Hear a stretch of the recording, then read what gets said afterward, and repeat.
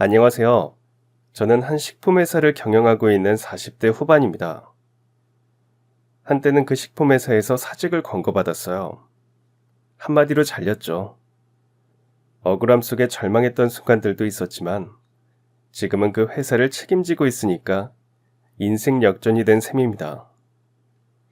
오늘은 제 인생이 역전하게 된 기막힌 인연과 운명에 대한 얘기를 들려드리고 싶어서 이렇게 펜을 들었습니다. 보통 사람들이 그러더군요.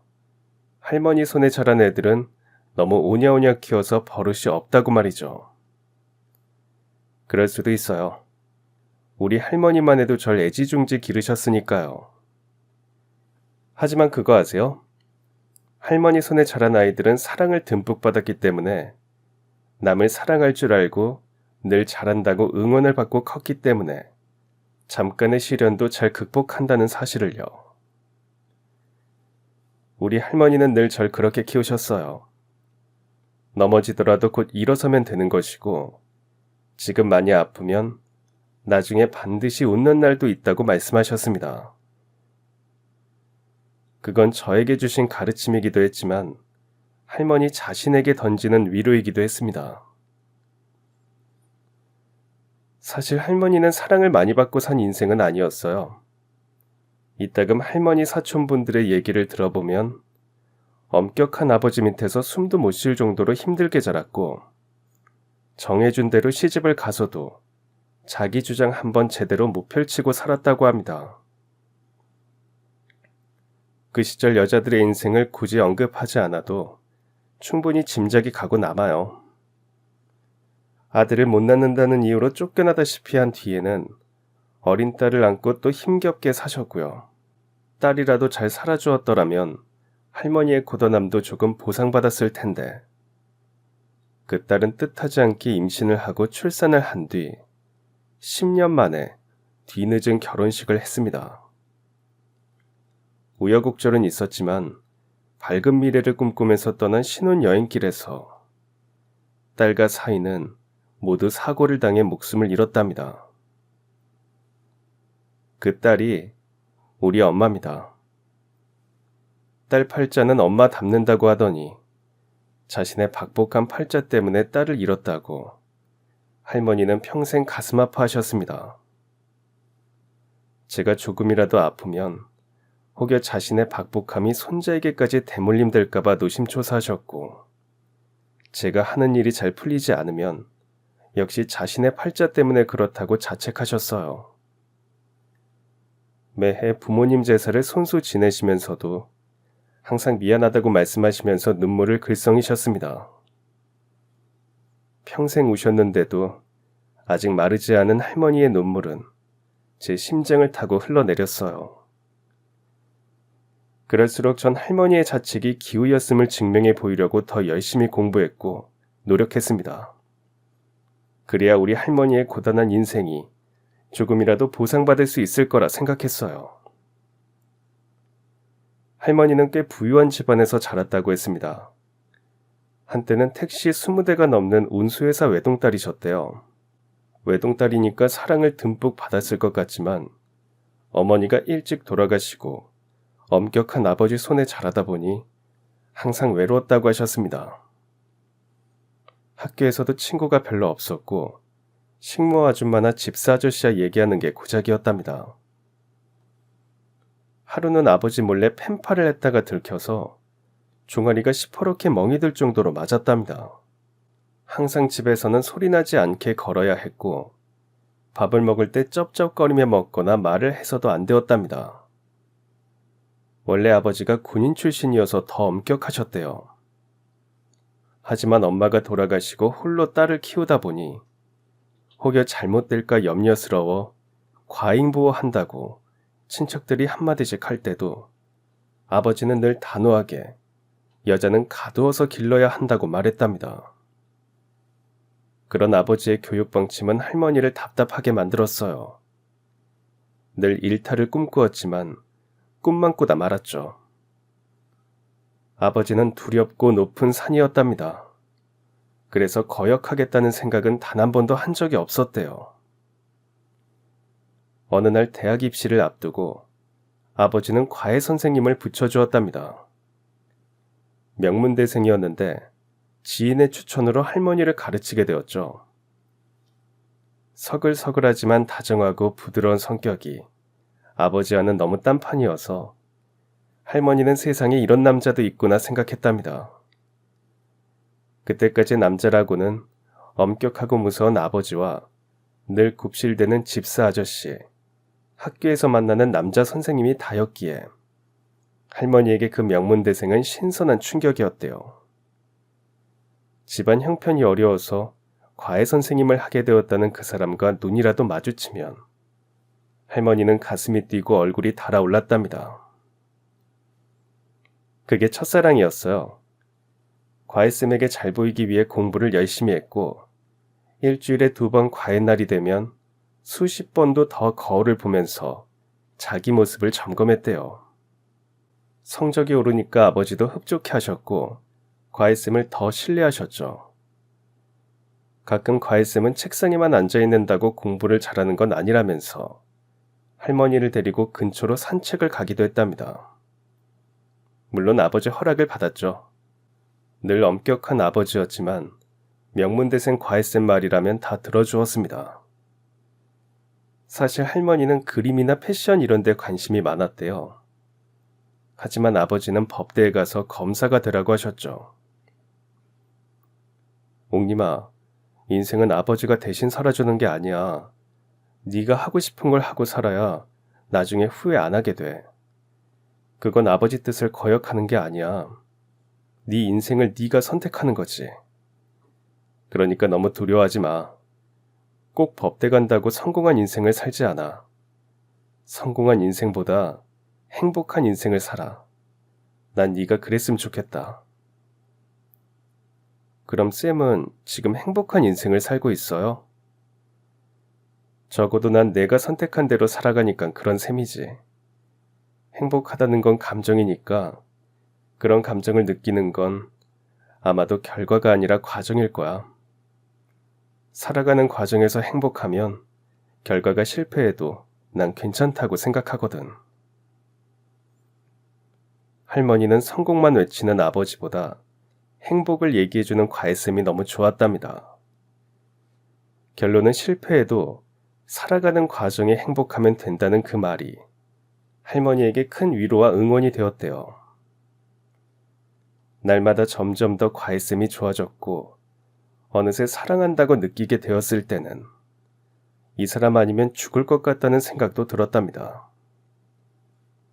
과외쌤 때문에 무사히 대학에 들어가자 할머니는 용기를 내서 과외쌤에게 고백을 했죠. 좋아한다고 말했지만 과외쌤은 대답이 없더래요.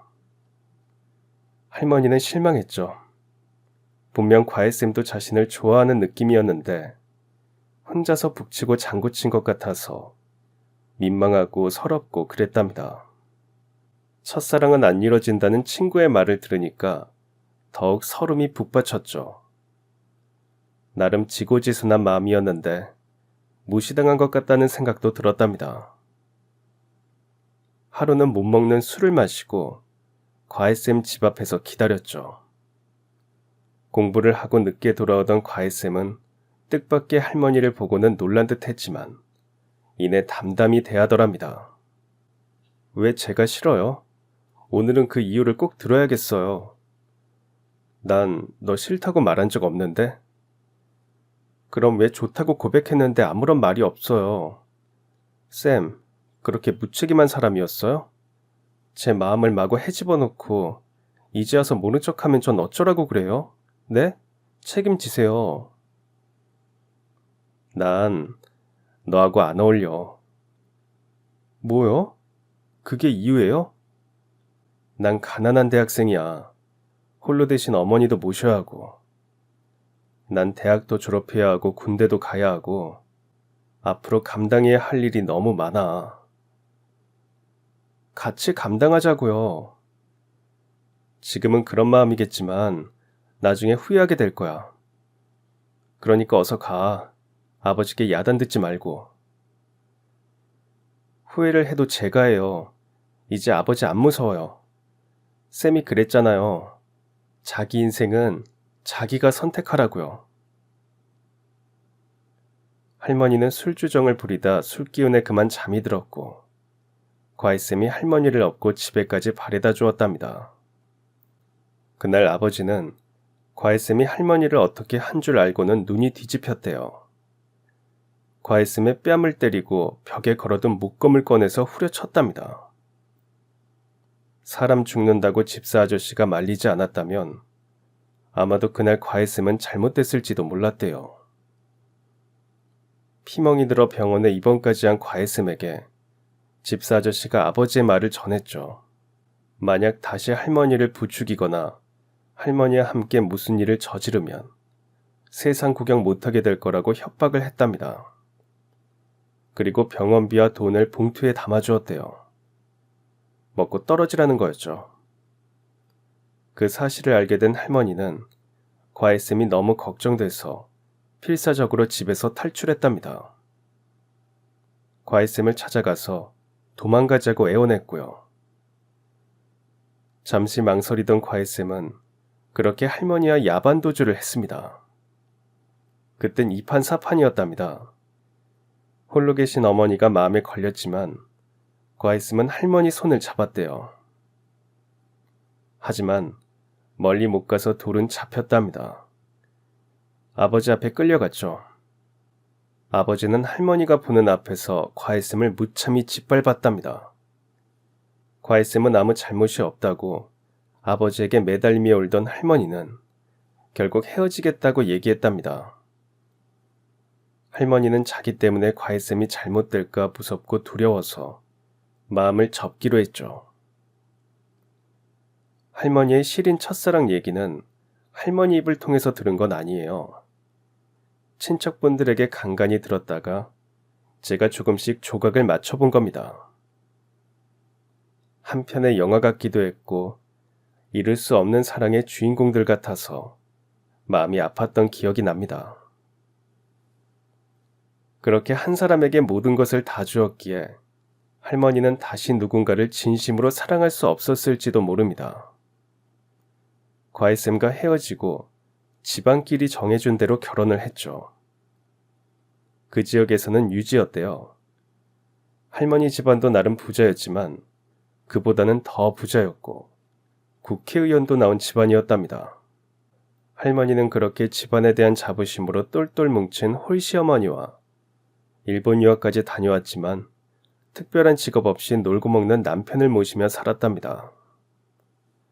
집에 일하는 가정부가 있어도 할머니는 새벽같이 일어나 시어머니와 남편의 밥을 지었죠. 시집가서 6개월은 거추장스런 한복을 매일 입어야 했고요. 워낙 손님들이 많이 오는 집이다 보니 많을 때는 하루에 10번 이상 손님상을 봐야 했대요. 소소한 반찬은 물론 안주거리도 직접 해와서 만들어 올렸답니다. 시어머니는 칭찬에 늘 인색하신 분이셨대요. 아무 말이 없는 게 최고의 칭찬이셨죠. 그렇다고 잔소리를 하는 것도 아니었대요. 불만이 있으면 아예 무시하고 며칠씩 말을 안 하니까 할머니는 더 힘이 들었답니다.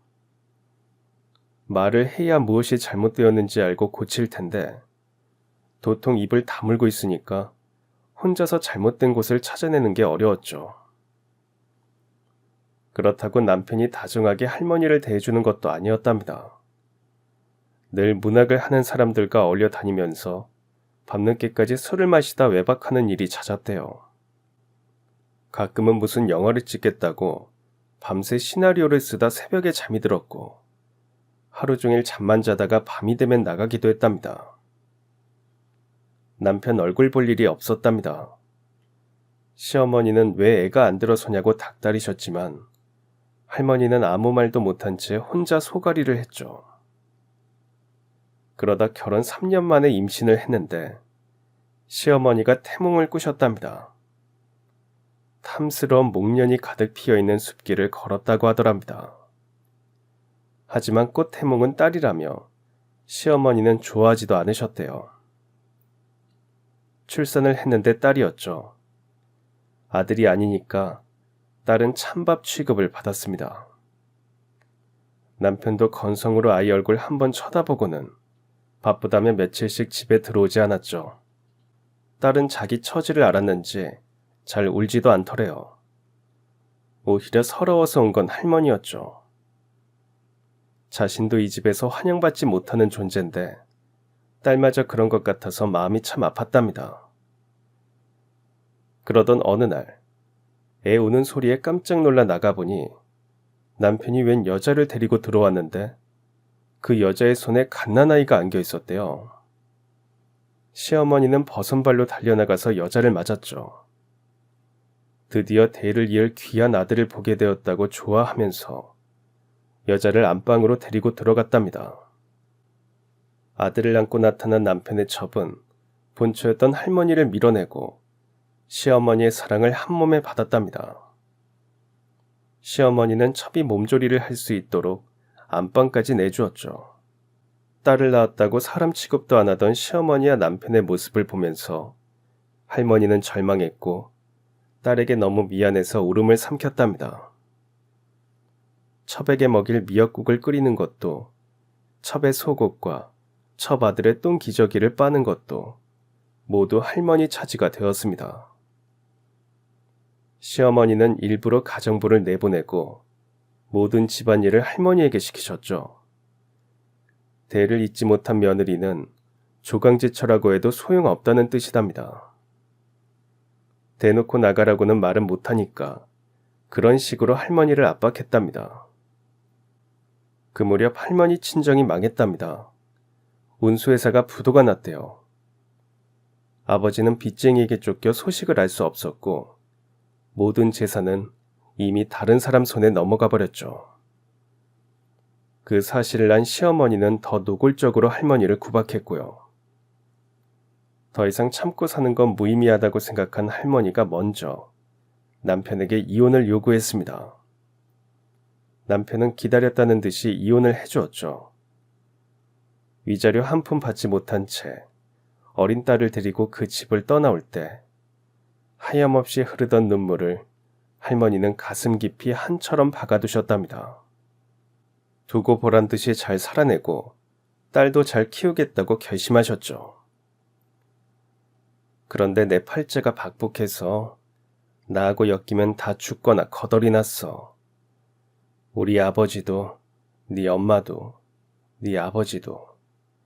이제 너마저도 그리 될까? 이 할미는 너무 무섭다, 재민아. 할머니는 늘 그렇게 말씀하셨습니다. 이 고단한 인생을 빨리 끝내고 싶은데 왜 이렇게 명줄이 긴지 모르겠다고 하시면서요. 그때마다 전 괜히 화를 냈어요.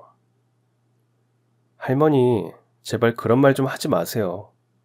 그렇게 고생하셨는데 이제 손자 잘 되는 것도 보고 손자에게 효도 받아야지.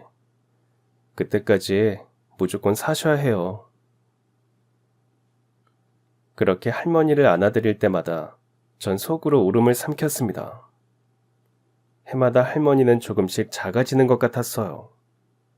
절 키우시느라 그 따뜻했던 손은 점점 투박하고 거칠어졌고 돈을 벌기 위해서 온갖 일을 하시느라 할머니는 항상 온몸에 파스를 붙이고 다니셨습니다. 안 해본 일이 없으셨어요. 제가 기억하는 것만으로도 10개는 넘어요. 청소나 설거지는 기본으로 하셨고요. 노점이나 행상도 하셨습니다. 출퇴근하면서 식모도 하셨고 절 키우시면서 다른 집 애를 봐주는 일도 하셨어요. 제가 대학을 졸업할 무렵에 할머니는 포장마차도 하셨습니다. 전 어떻게든 빨리 취직을 해서 할머니에게 보답할 생각만 했어요. 졸업하고 바로 어느 제약회사 영업직으로 입사했습니다. 이제 제가 돈을 버니까 할머니에게 포장마차를 그만두라고 말씀드렸죠. 하지만 할머니는 평생 일하다가 갑자기 놀면 오히려 아파서 들어 눕는다면서 오히려 당신이 제 짐이 되면 안 된다고 하시는 겁니다. 그 고집을 말리지 못했어요. 할머니가 그러시더군요. 손자를 키우기 위해 어쩔 수 없이 살아온 게 아니라 당연히 살아온 거라고 말입니다. 그 당연한 당신의 삶에 전 늘 존경과 사랑을 보내면서 마음이 뭉클했습니다. 할머니, 그래도 조금이라도 아프거나 그러시면 당장 그만두셔야 해요. 아시겠죠? 전 여러 번 할머니께 다짐을 받았어요. 제약회사 영업직은 생각보다 힘이 들었습니다. 제가 영업직을 선택한 것은 기본급의 실적이 높을수록 보너스를 받을 수 있었기 때문이었습니다. 어서 돈 벌어서 할머니 편안하게 모실 집을 장만하고 싶었어요. 하지만 그 실적이 함정이었습니다. 실적을 위해서 동료 직원들은 온갖 편법을 다 사용했죠. 약국이나 병원에 약품을 납품하는 조건으로 뒷돈을 주는 일은 다반사였습니다. 가끔은 실적을 올려야 인사고가에 반영이 되니까 사비를 들여서 약품을 미리 사서 쟁여놓고 헐값에 넘기기도 하더군요. 그게 너무 당연하게 여겨지는 상황에 전 당황했습니다. 혼자 거부했더니 고고한 척한다고 대놓고 무시하거나 소외를 시켰습니다. 인사고가도 안 좋았고 매번 승진해서 미끄러졌습니다. 부당하고 부패한 조직 문화에 염증을 느꼈지만 어디에 항변조차 할 수 없었어요. 절이 싫으면 중이 떠나야지 하며 비꼬는 직원들을 보면서 전 회사를 때려치웠습니다. 하지만 할머니께는 차마 말씀을 드리지 못했어요. 드디어 손자가 취직했다고 아는 분들마다 붙잡고 자랑을 하시는데 찬물을 끼얹을 수는 없었습니다. 매일 출근하는 척 집을 나와서 취직 자리를 알아보는 것도 쉽지 않았어요. 여기저기 배회하다가 차라리 며칠 머리라도 식힐 생각으로 등산을 나섰습니다. 그런데 하필 그날 한방눈이 내렸어요. 분명 일기예보엔 눈이 온다고는 하지 않았는데 낭패였습니다. 익숙한 길도 아니었고 드문드문 이정표를 따라 산을 오른 탓에 어떻게 내려가야 할지 난감했어요. 올라오다 본 암자가 기억나서 일단 방향을 정해서 산길을 내려가는데 어디선가 살려달라는 소리가 들리는 겁니다. 달려가 보니 웬 어르신이 눈길에 미끄러지신 듯 언덕 아래 쓰러져 계셨어요. 다리를 다치신 듯 했습니다. 그분을 업고 산길을 더듬더듬 내려갔죠.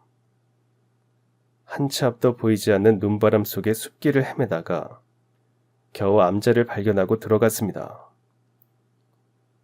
어르신은 다리 위에도 다행히 크게 다친 곳이 없었습니다. 주지 스님께 눈이 그칠 때까지만 있겠다고 말씀드리고 할머니께 연락을 하려고 핸드폰을 열었지만 전파가 터지지 않았습니다.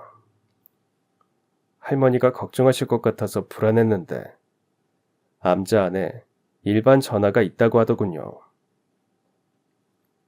할머니는 갑자기 무슨 산행을 하느냐고 걱정하셨어요. 회사 일로 잠깐 갔다고 거짓말을 했습니다. 어르신께도 댁에 연락하시라고 했더니 연락할 사람도 없고 걱정할 사람도 없다는 겁니다. 왠지 그 말이 가슴 아파서 어르신을 찬찬히 보았죠. 혼자 등산 오셨어요? 내 평생 처음 산을 탔어요. 이 나이가 돼도 마음이 심란하고 그래서요. 그렇게 말하면서 어르신은 이내 잠이 드셨습니다. 잠든 모습에서 모진 세월의 풍파가 느껴졌습니다. 어떤 삶을 살아오셨을까 하는 약간의 관심과 저 나이가 되어도 마음이 심란해지는 이유는 뭘까 혼자서 생각했어요. 암자마당에 눈이 쌓이는 걸 보면서 덩달아 마음이 스산했습니다. 눈이 그치고 어느 정도 산길이 녹기까지 꼬박 이틀을 암자에 갇혀 있었어요. 제 평생 가장 편안한 날이었고 어르신도 평생 가장 달게 잠을 잤다고 하셨습니다. 새벽부터 쌀이 빗자루를 들고 암자마당을 열심히 쓸다 보니 온갖 잡생각도 다 사라지더군요.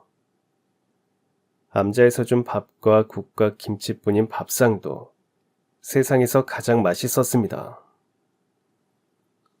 어르신이 다리 때문에 움직이지 못하시니까 제가 어르신 새순물을 직접 떠다 드렸어요. 발이 퉁퉁 부어올라서 힘들어하셨지만 견딜만 하다고 하시는데 산을 내려가면 병원부터 가보라고 말씀드렸죠. 그런데 자넨 무슨 심란한 일이 있어서 산에 온 건가? 어르신은 제 얼굴에 쌓인 근심을 읽으신 듯 물었습니다. 전 그동안 회사에서 일어났던 일들을 털어놓았습니다. 평소 남들에게 속마음을 잘 말하는 편은 아닌데 이상하게 어르신에게는 술술 털어놓게 되더군요. 어르신은 가만히 제 얘기를 들으시기도 하고 가끔 고개를 끄덕이시면서 저를 지그시 쳐다보셨습니다. 물론 어르신은 당신의 얘기는 끝내 안 하셨어요. 그냥 제 얘기를 다 들으시고 말없이 등을 두드려 주셨습니다. 잘했다는 뜻 같기도 하고 앞으로 잘 될 거라는 격려 같기도 해서 많은 위로가 되었습니다. 전 할머니 손에서 자라서 그런지 어르신들과 있으면 참 편하고 좋습니다. 어르신들은 그저 쳐다만 봐주시는데 그 눈빛에서 위로받고 치유받는 느낌이 들어요. 긴 세월 속에서 부대끼고 살아오신 그분들의 삶의 내공이 저절로 저에게 전달되는 것 같기도 하고요. 먼저 삶을 살아내신 그 용기와 지혜로움은 등을 두드려주는 손길에서도 전달되었습니다. 눈이 녹고 전 다시 어르신을 부축해서 산을 내려왔습니다. 댁까지 모셔다 드리겠다고 했지만 택시를 타고 가면 된다고 하시면서 제 연락처를 받아가셨어요. 다음에 또 보자고 하셔서 언제든 연락 주시면 따뜻한 식사 대접하겠다고 말씀드렸죠. 전 할머니께도 회사를 그만둔 얘기를 해야겠다고 생각했습니다. 다시 시작한다는 것은 상황의 문제가 아니라 마음의 문제라고 하신 어르신의 말씀을 되새겼어요. 그런데 며칠 뒤 한 통의 전화를 받았습니다. 모 식품회사 인사과라고 하는데 절 영업부 과장으로 스카우트하고 싶다는 겁니다. 이게 무슨 소린가 어리둥절했습니다. 일단 만나자고 해서 약속 장소에 나갔습니다. 알고 보니 그 식품회사 회장님이 바로 산에서 만났던 어르신이었습니다. 제가 부당함을 참지 못하고 회사를 그만두었다는 말에 회장님은 이런 직원이 회사에 꼭 필요하다고 강조하셨다는 겁니다. 인사팀 직원은 회장님과 무슨 사이냐고 넌지시 묻기까지 했죠. 회장님이 친히 전화까지 주셨어요. 회장님, 부족한 저에게 이렇게 좋은 기회를 주셔서 감사합니다. 정말 열심히 일하겠습니다. 내가 고맙지. 그 산길에서 자네가 아니었으면 난 벌써 황천길 가지 않았겠나. 그리고 우리 회사에 와준다고 하니 더 고맙고 부디 처음 마음먹었던 그 진심 잊지 말고 열심히 일해주게. 세상에는 허투루 되는 인연은 없다고 하더니 그 말이 맞는 것 같았습니다. 전 새삼 인연의 소중함을 느꼈어요. 할머니도 제 말을 들으시고는 정말 감사한 분이시라고 하셨죠. 그렇게 전 식품회사 영업팀 과장으로 출근했습니다. 하지만 이미 회사 내에 제가 회장님 낙하산이라는 소문이 파다하게 나 있었습니다. 특히 회장님의 양아들이라는 상무는 첫 출근부터 절 부르더니 위아래를 훑어보면서 회장님과 어떻게 아느냐고 따지고 들었어요. 앞으로 지켜볼 테니까 조심하라는데 제가 뭘 조심해야 할지 모르겠더군요. 영업부서 직원들은 혹여 제 앞에서 말을 잘못했다가 회장님 귀에 들어갈까 조심하면서 은근 절 소외시켰습니다. 제가 업무를 파악하려고 하자 부장은 그냥 나대지 말고 얌전히 사무실이나 지키라는 겁니다. 영업하는 사람이 사무실을 지키는 건 말이 안 되는 소리였죠. 일단 거래처부터 살펴보기로 했습니다. 회사 제품은 유제품과 간식류, 라면류와 즉석식품 정도로 나뉘어져 있었습니다. 대형마트부터 소규모 슈퍼까지 납품을 하고 있었죠. 일주일 정도 살펴본 결과 역시 여기도 온갖 편법이 난무했습니다. 영업사원마다 맡은 지역이 있었는데 실적을 올리기 위해서 단가 이하로 제품을 납품하거나 실적을 채우려고 사비로 제품을 사두는 것도 다반사였어요.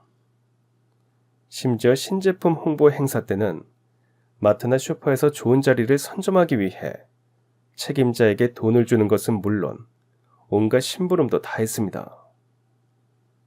심지어 마트 책임자의 애들 등하원을 대신 시켜주기도 하고 온갖 집안 행사에 운전기사처럼 모시고 다니기도 했습니다. 그야말로 집사나 하인처럼 굴었어요. 그런 것들이 회장님의 경영 철학과는 다르다고 판단했습니다. 전 용기를 내어 그동안 관행처럼 해오던 이런 부당한 일들을 모두 없애야 한다고 부장님과 상무님께 건의를 했어요. 김 과장, 너 영업직들 이런 거 몰라? 그쪽 회사에서도 그랬을 거 아냐. 이 바닥 관행이야, 관행. 네가 뭔데 부당하니 편법이니 그딴 소리래? 그럼 우린 부당하고 편법만 일삼는 사람들이야? 어? 어디서 개빼다기 같은 게 나타나서 난리야. 지금 너 회장님 믿고 까부는 거야?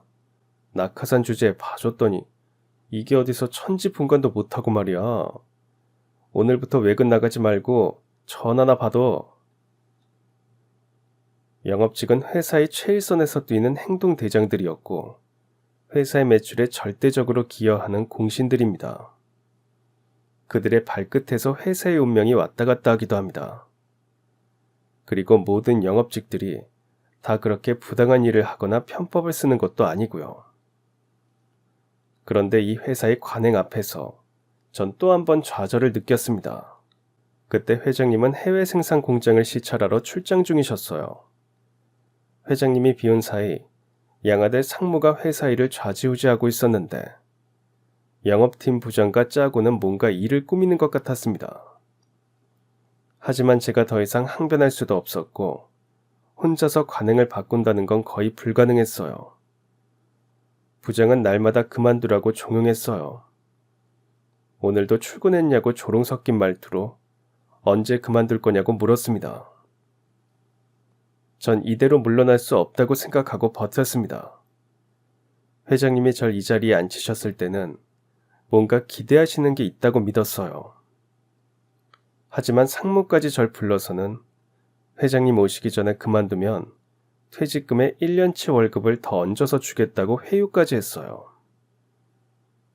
설상가상 할머니가 갑자기 뇌경색으로 쓰러지셨습니다.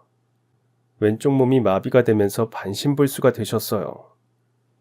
할머니를 입원시켰지만 회사 때문에 간호를 할 수 없었습니다. 간병인을 붙였는데 간병비만 한 달에 몇백만 원이 넘게 들어갔습니다. 거기에 치료비와 병원비까지 합치면 제 월급으로는 어림도 없었어요. 결국 밤에는 대리운전을 하면서 돈을 벌어야 했죠. 그땐 정말 사는 게 지옥 같았습니다. 전 회사에서 거의 투명인간이었어요.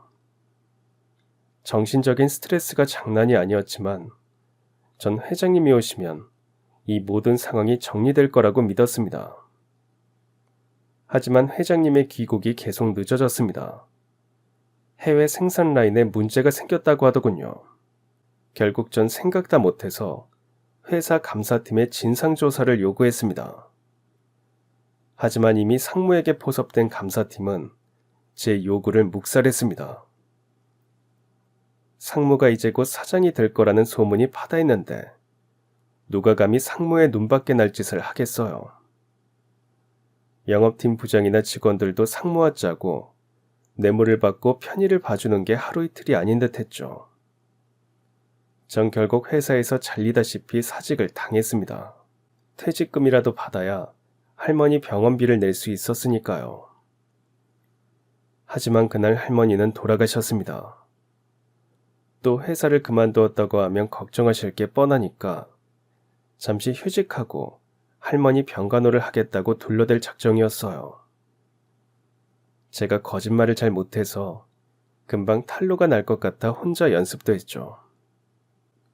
그런데 할머니는 제 병간호 한번 제대로 받지도 못하신 채 눈을 감으셨습니다. 단 며칠만이라도 손자 간병이라도 좀 받고 가시지.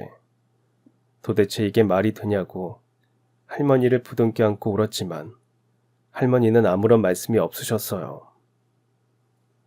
그런 회사에 무슨 미련을 두고 그렇게 버텼는지 뒤늦은 후회가 밀려왔습니다. 차라리 회사 그만두고 할머니 간호나 했더라면 원통하지는 않았을 것을. 모든 것이 다 무너지는 것 같았습니다. 평생 고생만 하다 가신 우리 할머니, 마지막 가시는 길이라도 잘 해드리고 싶었어요. 퇴직금으로 장례를 치렀습니다. 올 사람도 별로 없고 울어줄 사람도 별로 없지만 할머니 외롭지 않게 크고 화려한 장례식을 해드리고 싶었습니다. 최대한 밝게 웃으시는 사진으로 영정 사진을 만들어 한가운데에 놓았어요. 이럴 줄 알았으면 할머니와 사진도 많이 찍고 여행도 많이 다니고 할 것을. 이 못난 손자 잘 되는 거 보시는 게 평생 소원이셨는데 회사 잘린 손자 때문에 가시는 걸음이 혹여 무거우실까 마음이 너무 아팠습니다. 그렇게 장례식 이틀째 밤이 되었습니다. 이제 내일만 지나면 발인을 하고 할머니와 영원히 작별해야 한다는 생각에 눈물이 계속 흘러내렸어요. 김 과장. 문득 낯익은 소리에 놀라 돌아보니 뜻밖의 회장님이셨습니다. 아니, 회장님. 자네 할머니 성함이 이자, 옥자, 림자 쓰시는가? 이옥님. 네. 자네가 이옥님이 손자라고? 그래? 정말 손자가 맞아? 네, 회장님. 그런데 우리 할머니를 어떻게 아세요? 회장님은 할머니 영정사진을 보시면서 한참을 오열하셨습니다. 나중에는 힘이 붙이신 듯 쓰러지시기까지 하셔서 제가 부축해드려야 했어요. 자네를 처음 볼 때부터 이상하게 마음이 간다 했더니 이래서 그랬어. 자네가 이 사람 손자여서 그랬어. 회장님은 다시 말을 잇지 못하고 우셨습니다. 전 두 분 사이에 어떤 인연이 있었는지도 모른 채 그저 울음이 터졌어요. 이러다 회장님께 무슨 일이라도 생길까봐 그만 고정하시라고 말씀을 드렸지만 울음을 그치시고도 한동안 멍하니 할머니 영정사진만 쳐다보셨습니다. 자네 할머니하고 난 아주 오래전부터 인연이 있었어. 그렇게 회장님은 너무 가슴 아파서 꼭꼭 숨겨두었던 오래전 일을 저에게 털어놓으셨습니다. 원래 할머니 본가가 운수업을 했다는 것은 앞에서도 말씀드렸어요. 외동딸이셨던 할머니는 엄격한 아버지 밑에서 숨도 제대로 못 쉬고 자랐고요. 대학 입시를 앞두고 명문대생으로부터 과외를 받았고 과외쌤 때문에 겨우 사는 것 같았던 시절이 있었다고 했죠. 그 사람의 말 한마디가 오롯이 심장에 박히면서 첫사랑의 열병을 오래 앓았다고 했습니다. 인연과 사랑의 운명 앞에서 모든 것을 다 걸었던 그 시절을 결코 후회하지 않는다고 했습니다. 하지만 아버지의 반대에 부딪혔고 두 사람은 야반 도주를 하려다 붙잡혀 끌려갔죠. 할머니는 아버지에게 무참히 짓밟히는 과외쌤을 보면서 제발 그 사람을 살려달라고 애원했다고 했습니다. 그렇게 하늘이 무너지는 이별을 했고 할머니는 정해진 곳에 시집을 갔지만 평생 과외쌤을 잊지 못했고 늘 그리워하며 살았고요. 자네 할머니 과외 선생이 나였어. 회장님은 울먹이며 겨우 말을 내뱉었습니다. 홀어머니를 모시고 어렵게 살던 명문대생은 스스로 학비를 벌기 위해 과외를 했답니다. 첫날 과외를 갔을 때 단아하면서도 묘하게 시선을 끄는 여학생을 보고 심장이 너무 방망이질을 해서 어떻게 수업을 했는지 기억도 안 났대요. 첫눈에 반한다는 말을 믿지 않았는데 회장님은 그날 그 여학생에게 첫눈의 운명을 빼앗겼죠. 하지만 겉으로 내색할 수 없었답니다. 그 마음을 들키는 순간 과일을 잘릴 수 있었으니까요. 군인 출신 아버지의 엄격함에 여학생은 늘 주눅들어 살았죠. 그 여학생이 조금이라도 길을 펴고 살 수 있기를 바라면서 몰래 산책도 나가고 많은 얘기를 주고받으면서 점점 커져가는 마음은 어쩔 수 없었답니다. 여학생이 대학에 합격한 뒤 고백을 받았을 때 너무 기뻐서 하늘을 날아갈 것 같았지만 곧 현실을 알았대요. 홀씨 어머니의 가난한 고학생과는 어울리지 않는 사람이었죠. 수천 번도 더 그녀와 도망가고 싶었지만 참고 또 참으면서 겉으로 차갑게 굴었답니다. 하지만 같이 도망가자는 그녀의 말 앞에서 흔들렸죠. 야반도주를 했지만 결국 잡혔고 헤어졌습니다. 세상에 헤어져서 끝나는 건 그냥 인연일 거야. 헤어져도 절대 끝낼 수 없는 게 운명이지 싶어. 자네 할머니는 어땠는지 모르겠지만 난 그랬네. 끊어낼 수 없는 운명을 안고 회장님은 죽을 힘을 다해 공부를 했답니다. 그녀가 결혼을 했다는 소식을 들었을 때 군대에 갔고, 그녀가 아이를 낳았다는 소식을 들었을 때는 대학을 졸업하고 공기업에 취직을 했답니다. 그리고 더는 그녀에 대해서 아무 소식도 들을 수 없었대요. 가질 수 없었지만 그렇게라도 간간히 소식만이라도 들을 수 있어서 다행이라고 생각했는데 어느 순간 그녀는 사라졌답니다. 이혼을 당했다는 소식을 뒤늦게 들었고 남편이 처백에서 아들을 낳았다는 소식도 나중에 알았죠. 그녀를 찾으려고 백방으로 다녔지만 이미 집안도 다 망한 터라 알 길이 없었답니다. 다시 마음에 묻고 일상으로 돌아가는 일은 정말 힘들었대요. 너무 지독하게 사랑하고 있었다는 사실을 회장님은 너무 늦게 깨달았고요. 이렇게 모든 순간이 다 고통일 줄 알았다면 그날 그녀의 아버지에게 맞아 죽더라도 그녀와 함께 갈 것을 하는 자책에 시달렸답니다. 회장님의 일생을 송두리째 흔들어버린 그녀, 우리 할머니. 회장님은 할머니를 다시 가슴에 묻은 채 공기업을 그만두었답니다. 안정적이었지만 회사 생활이 회장님의 적성이 맞지 않았대요. 그렇게 오랜 고민 끝에 손맛 좋은 어머니와 함께 식당을 차리셨답니다. 모든 사람에게 간단하지만 배부른 한 끼를 선사하고픈 회장님의 생각을 조금씩 실천에 옮기셨죠. 직접 요리사 자격증을 따고 메뉴 개발을 하면서 식당에 몰두했답니다. 젊은이들 사이에서 먼저 반응이 왔대요. 돈은 없지만 먹고 싶은 것은 많은 청춘들에게 간단하고 저렴하지만 푸짐한 식사는 입소문을 타고 대박을 쳤고요. 메뉴를 그대로 제품으로 개발해서 판매해보자는 제안을 받고 식품 회사를 차렸답니다. 작은 공장도 짓고 직원들도 뽑고 본격적으로 경영에 들어갔죠. 모든 것이 처음이라 시행착오를 겪었지만 곧 회사는 차근차근 인정을 받고 신뢰를 얻으면서 성장했답니다.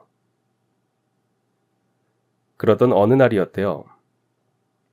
지인의 장례식장에 갔다가 우연히 자네 할머니를 봤어. 그렇게 헤어지고 20여 년도 더 지났을 때지. 자네 할머니는 하나도 변하지 않았더군. 한 번에 알아봤어. 그런데 홀로 장례식장을 지키고 있었지. 누구 장례식이냐고 물었더니 말없이 울기만 하는데 그게 자네 부모님의 장례식이었지 아마. 회장님은 전혀 뜻밖의 장소에서 할머니와 만났지만 기쁨보다 비통함이 먼저 밀려왔답니다. 부디 잘 살기를 바랐는데 이혼당하고 자식마저 잃은 채 오열하는 할머니의 모습을 보면서 회장님은 가슴이 무너졌답니다. 너무 조문 오는 손님이 없어서 회장님이 같이 장례식장을 지켰답니다. 서로 아무 말 없이 나란히 앉아만 있어도 그냥 알아지더래요. 지난 세월이 얼마나 힘들었을지, 지난 시간들이 얼마나 절통했을지. 할머니는 단 한마디도 안 했지만 회장님은 그냥 심장으로 다 느껴지더랍니다. 딸과 사이에 발인을 마치고 돌아가는 길에 눈이 너무 내려서 두 사람은 잠시 어느 식당으로 들어갔답니다. 눈이 그치기를 기다리면서 먹었던 그 칼국수는 죽어도 못 잊는다며 회장님은 눈시울을 붉히셨어요. 그땐 회장님도 결혼을 하셨답니다. 할머니가 아니면 그 어떤 여자도 상관없다는 심정으로 결혼을 하셨대요. 그래서 그런지 이상하게 아이가 생기지 않았답니다. 늘 쓸쓸했고 늘 마음 한구석이 텅 비어버린 것 같았답니다. 할머니를 만나고 난 뒤 만감이 교차했지만 엄연히 유부남이었으니까 회장님은 조심했대요. 하지만 할머니에 대한 자신의 감정은 숨길 수가 없었답니다. 혹여 자신의 감정이 할머니에게 부담이 될까봐 많은 얘기를 나눌 수도 없었대요. 일부러 담담하고 사무적으로 굴었대요. 만나서 좋았다는 말 대신 기운내라고밖에 못했답니다. 또 보자는 말을 차마 못하고 부디 건강하게 잘 살라고 했고요. 그렇게 헤어지고 돌아온 회장님은 할머니가 어린 손자를 키우면서 고생하고 있다는 사실을 알았고 도울 방법을 생각했답니다. 회사 빌딩 내 가게를 임대해 줄 테니 뭐든 하라고 제안했지만 할머니는 거절했답니다. 이미 지나간 인연이고 이렇게 도움받을 이유가 없다고 했죠. 하지만 할머니가 거절한 이유는 그게 아닐 겁니다. 혹여 이상한 소문이 나서 회장님께 피해가 갈까 싶어서 거절하셨을 거예요. 제가 아는 할머니는 그런 마음이셨을 겁니다. 할머니도 평생 잊지 못하던 회장님을 만났으니 무척 기뻤을 겁니다. 하지만 이미 엇갈린 인연이고 운명이었죠. 사실 전 그날을 똑똑히 기억합니다. 비록 10살이었지만 제 인생에 잊을 수 없는 몇 장면 중에 하나였죠. 어느 날 집 앞에 검정색 세단이 멈추었고 할머니를 태워갔습니다. 아마 회장님이 보내셨던 것 같아요. 그리고 그날 회사 내에 가게를 내줄 테니 해보라는 제안을 받으셨을 거고요. 거절을 하고 돌아오신 할머니가 내내 우시던 모습이 지금도 눈에 선합니다. 거절해서가 아니라 그렇게 그리워했던 사람 앞에서 너무 초라한 자신의 모습이 서러워서 울었을 거예요. 그리고 이제는 원 없이 좋아할 수 없는 사람이라서 그랬을 겁니다. 지나가 버린 첫사랑이었죠. 그 나이가 되어도 여전히 심장을 아프게 하는 인연이었습니다. 할머니도 많이 우셨습니다. 회장님을 다시 만나고 너무 기뻤지만 엇갈린 운명이라고 생각하신 듯 했어요. 전 할머니 대신 할머니 마음을 회장님께 생생하게 전달하는 것으로 마지막 할머니 한이라도 풀어드리고 싶었습니다. 그리고 또 제가 기억하는 사실이 하나 더 있었어요. 얼마 뒤 우리 집에 웬 여인이 찾아왔죠. 바로 회장님 사모님이셨습니다. 아마도 남편의 첫사랑에 대해서 궁금했던 것 같았죠. 어떻게 알고 왔는지는 모르겠지만 사모님은 냉정한 듯 차분하게 말을 했습니다. 회장님이 평생 가슴속에 다른 여자를 품고 살았다고 했죠. 그걸 알면서도 회장님 뒷모습만 바라보며 살아가는 자신이 불쌍해서 다 그만두고 싶었지만 그러지 못했다고 했습니다. 아마 그런 마음인가 봐요. 우리 남편이 그쪽을 평생 못 잊는 것처럼 저도 아마 남편 뒷모습에 매달려 살더라도 평생 못 놓는 거겠죠. 전 문 밖에서 사모님의 얘기를 조용히 들었습니다. 그땐 너무 어려서 말의 의미를 다 이해할 수 없었지만 마지막에 떠나줬으면 좋겠다고 했어요. 원한다면 돈도 주겠다고 했죠. 다시는 회장님 앞에 안 나타나주면 좋겠다고 말할 때 울음소리가 들렸는데 처음엔 할머니가 오는 줄 알았죠. 하지만 사모님이 울면서 할머니에게 떠나달라고 애원했습니다. 할머니는 아무 말이 없었고요. 사실 따지고 보면 우리 할머니는 잘못한 게 없었습니다. 물론 회장님이 잘못했다고 생각하지도 않아요. 그냥 그건 지나간 인연이었고 이룰 수 없는 운명이었을 뿐이죠. 지금 젊은 사람들은 그냥 돌아서면 그만인 게 인연이라고 생각하겠지만 그 시절 어르신들에게 인연과 운명은 다른 의미였던 것 같습니다. 그래서 저도 할머니나 회장님의 마음을 다 이해하지는 못합니다. 다만 전 할머니의 삶을 제일 가까이서 지켜본 사람으로서 아주 담담히 하지만 솔직하게 말씀을 드렸습니다. 아마 회장님은 사모님이 할머니를 찾아갔던 사실을 몰랐던 것 같았죠. 그런 일이 있었군. 난 몰랐네. 우리 집사람이 찾아갈 줄은 몰랐어. 하지만 사모님 잘못도 아니었습니다. 사모님이 다녀간 뒤로 할머니는 결국 그 동네에서 이사를 갔습니다. 낯선 동네에서 전 학교를 다녔고 할머니는 열심히 일을 했어요. 나중에 거기서 포장마차도 하셨고요. 물론 할머니는 단 한 번도 사모님이나 회장님을 원망한 적은 없습니다. 항상 자신의 박복한 팔자 탓이라고만 했어요. 그 박복함이 손자인 저에게도 대물림 될까 늘 노심초사했습니다. 어느 해 겨울, 제가 첫 직장을 그만두고 잠시 방황할 때도 할머니는 아마 눈치를 챘을 겁니다. 제가 미안해할까봐 내색을 안 하셨죠. 그날 아침, 제가 출근하는 척 하면서 집을 나올 때 할머니는 문득 그런 말씀을 하셨어요. 모든 것은 다 때가 있는 법이다. 지금 좋다고 해서 평생 좋은 것도 아니고 지금 힘들다고 평생 힘든 것도 아니야. 살아보니까 인생은 춥다가도 따뜻해지더라. 나중에는 웃으면서 얘기할 날도 올 거야. 갑자기 왜 그런 말을 하세요? 심란하게. 그냥 그렇다고. 그리고 넌 그 좋은 나이에 연애는 안 하냐? 여자도 좀 만나고 그래. 맨날 우중충하게 그러고 살지 말고. 그것도 인연이 있어야 만나죠. 인연도 운명도 한순간에 왔다가 한순간에 가버린다. 눈 크게 뜨고 잘 찾아봐. 왜 그런 말씀을 하실까 생각하며 산을 올랐습니다. 갑자기 한방눈이 내려서 길을 잃고 헤맬 때 회장님을 발견하고 함께 암자로 들어갔죠. 그땐 몰랐는데 나중에 생각해보니까 저와 회장님도 이미 서로가 모르는 사이에 인연과 운명으로 엮여 있었구나 싶었습니다. 물론 기막힌 인연과 운명의 끝에는 할머니가 있었죠. 그날 난 아내가 죽고 마음이 허해서 산을 가서 따네.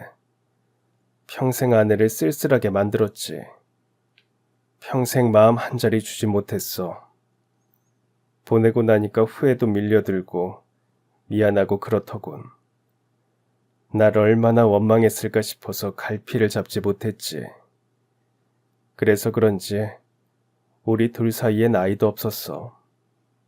나중에 양자를 드렸지만 그걸로 아내의 마음이 다 채워지지 않는다는 걸 알면서도 회사 일이 바쁘다는 핑계로 늘 혼자 있게 했어. 그냥 내가 너무 미워서 무작정 산에 갔다가 자네를 만났지. 평생 외롭게 지냈던 사모님은 암으로 돌아가셨답니다. 마지막에 아내 임종을 지켜본 게 고작 회장님이 남편으로서 한 일이었대요. 아내에게도 평생 마음에 묻은 할머니에게도 상처만 준 것 같아서 한순간 인생이 참 허무해지더랍니다. 하지만 그 사는 길에서 절 만난 것은 새로운 운명의 시작이었을 거라고 말씀하셨어요.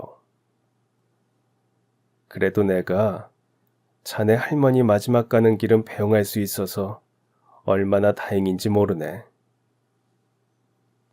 회장님은 염을 마치고 입건을 하기 전에 할머니 마지막 모습을 오래오래 눈에 담으셨습니다.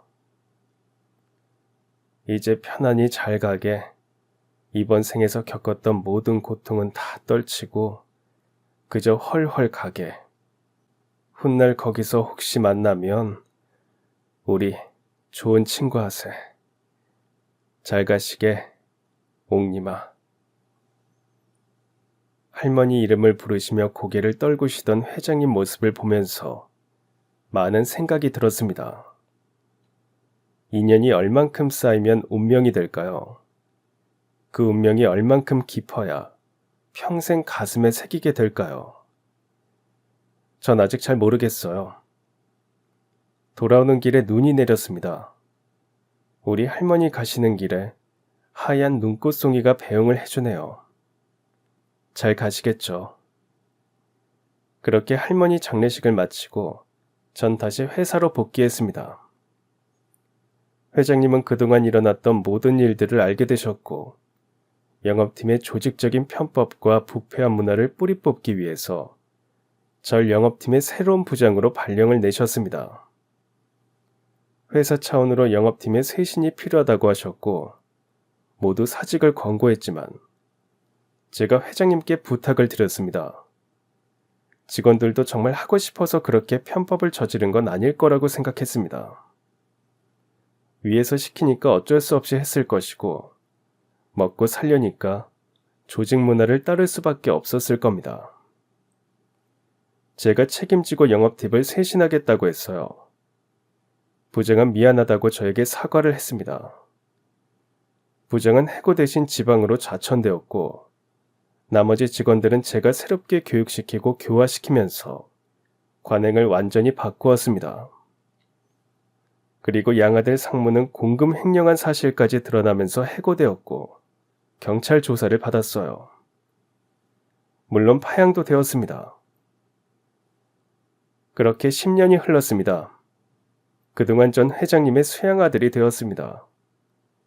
결혼도 했고 남매도 두었고요. 회장님은 경영에서 완전히 손을 떼시면서 제가 회사를 맡았어요. 아무런 능력이 없는 제가 회장님과의 친분으로 회사를 맡는 건 아니라고 거절했지만 회장님은 저에게 회사 지분을 넘기셨습니다. 그리고 주주총회에서 만장일치로 제가 대표가 되었고요. 막중한 책임감과 부담감을 안고 전 매순간 진심을 다해서 정직하게 경영하고 신뢰를 쌓는 회사를 만들려고 노력했습니다. 어느새 중견기업을 넘어서 국내 100대 기업 안에 들어가게 되었습니다. 모든 직원이 다 같이 노력한 덕분이죠. 먹거리엔 진심과 신뢰를 담아야 한다는 회장님의 철학을 잊지 않고 늘 실천하고 있습니다. 회장님은 시골에서 낚시하시면서 유유자적 사십니다. 우리 아이들은 저보다 회장님을 더 좋아해요. 주말이면 할아버지 보러 가는 게 낙입니다. 가끔 회장님과 나란히 앉아서 낚시를 하곤 해요. 그럼 늘 그렇게 말씀하십니다. 야, 김 대표, 수양아들에서 그 수양, 그거 좀 떼자. 아주 성가셔. 참, 회장님도 수양이든 양아들이든 제가 회장님을 아버지로 모시는 건 똑같은데 형식이 뭐가 중요해요. 아, 그럼 그 회장님 소리라도 좀 하지 말든가. 맨날 회장님이야, 듣기 싫게. 네, 아버지. 전 앞으로도 그렇게 아버지와 낚시하면서 이 기막힌 인연과 운명을 잊지 않고 옛날 얘기하며 살아갈 겁니다. 감사합니다. 그럼 지금까지 사연 들어주셔서 감사합니다. 사연이 재밌으셨다면 구독과 좋아요 부탁드려요. 감사합니다. 안녕히 계세요.